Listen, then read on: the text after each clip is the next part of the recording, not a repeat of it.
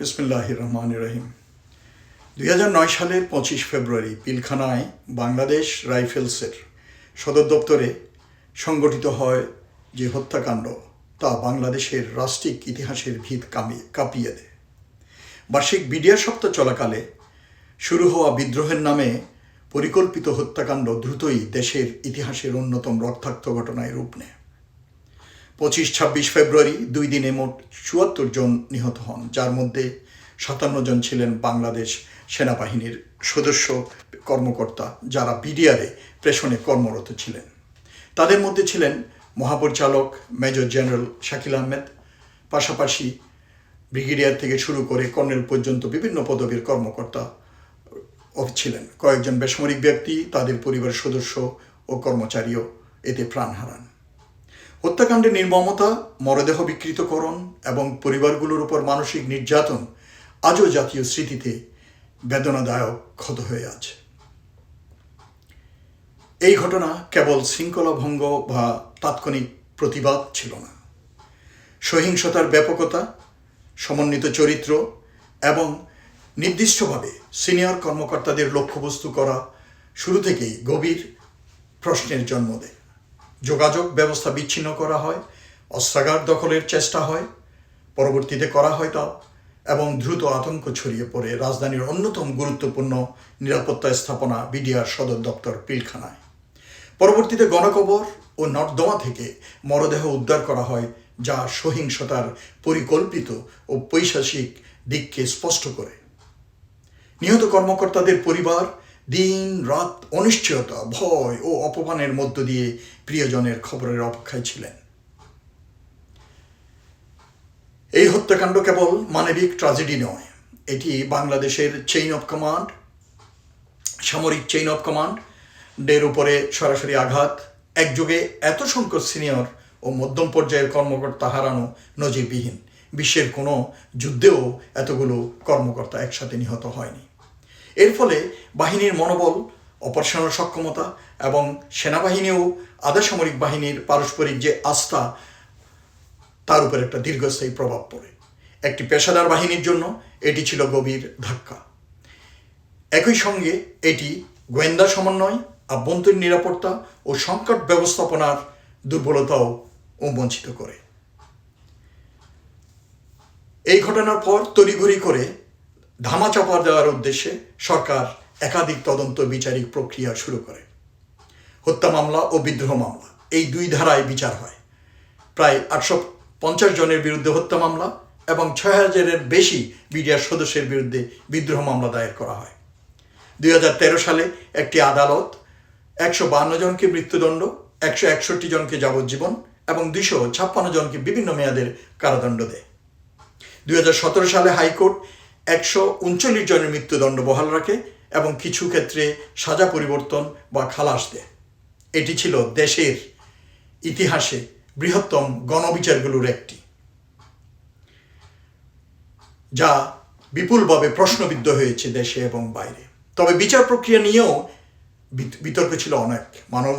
মানবাধিকার সংস্থা ও আইন বিশেষজ্ঞদের একটি অংশ প্রক্রিয়াগত স্বচ্ছতা, একসঙ্গে বিপুল সংখ্যক আসামির বিচার এবং ব্যক্তিগত প্রতিরক্ষার সুযোগ সীমিত থাকার বিষয়ে প্রশ্ন তুলে। সমালোচকদের মতে নিম্নস্তরের সদস্যদের কঠোর শাস্তি নিশ্চিত করা হলেও বিদ্রোহের নেপথ্যে সম্ভাব্য পরিকল্পনাকারী বা বহিরাগত সংশ্লিষ্টতার প্রশ্ন যথাযথভাবে অনুসন্ধান করা হয়নি এবং তা আড়ালেই রয়ে গেছে। ফলে সন্দেহ ও অনিশ্চয়তা রয়ে যায়। 2010 সালে এদিকে বিডিআরের নাম পরিবর্তন করে বর্ডার গার্ড বাংলাদেশ বিজিবি রাখা হয় এবং নতুন আইন ও কাঠামোগত কিছুটা সংস্কার আনা হয়। উদ্দেশ্য ছিল শৃঙ্খলা পুনঃপ্রতিষ্ঠা, আস্থা ফিরিয়ে আনা। কিন্তু অনেকেই মনে করে কেবল সাংগঠনিক পরিবর্তন যথেষ্ট নয়, ঘটনার পূর্ণ সত্য উন্মোচন এবং ন্যায্য বিচার ছাড়া জাতীয় আস্থা কোনোদিন পুরোপুরি ফিরবে না। বছর পর বছর ধরে বহিরাগত যোগাযোগ বা প্ররোচনার সম্ভাবনা নিয়ে আলোচনা হয়েছে। সিনিয়র সামরিক নেতৃত্বকে লক্ষ্য করে পরিকল্পিত আক্রমণ, দ্রুত বিশৃঙ্খলা সৃষ্টি এবং সমন্বিত সহিংসতার ধরন অনেককে প্রশ্ন তুলতে বাধ্য করেছে।